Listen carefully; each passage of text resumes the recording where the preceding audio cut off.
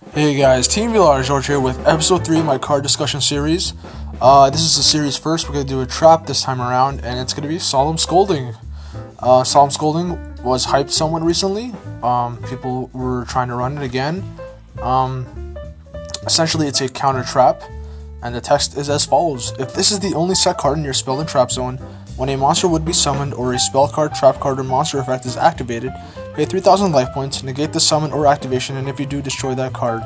So in a sense, it's Solemn Judgment, but fair. In that you have to have this as the only set card in your spell and trap zones, and you have to pay 3,000 life points regardless of the scenario, as opposed to halving your life points. Which means that you won't be able to resolve it all the time if you don't have enough life points. See, in my personal opinion, I don't think this card is as good as people make it out to be.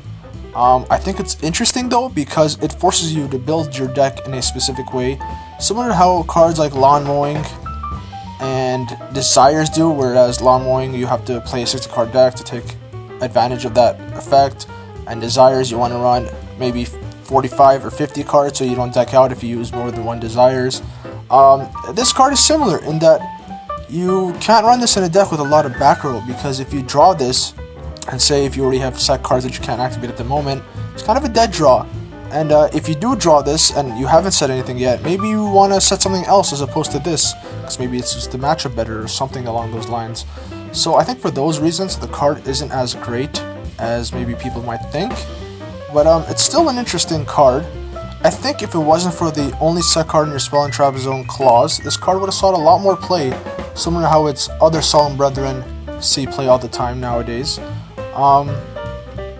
And the price is steep as well, the 3,000 life points, because I mean, even if this is the only trap you run in your deck, you can't even run multiples of it, because in the event where you draw maybe 2 or 3 of it, you won't be able to resolve more than 2, and then even if you do resolve 2, you're paying 6,000 life points. All your opponent has to do is swing for 2k and they win the duel, and I guess it might be worth it depending on what you're negating, but then there's that, you have to know what to negate. You can negate almost anything, but it's important what you negate and whether or not one negate will do it. So, still an okay card, I guess. You can play it in certain decks, maybe test it out. But yeah, that's this discussion video, Solemn Scolding. Tell me what you guys think about the card itself down below. Tell me any card you want me to discuss in this series.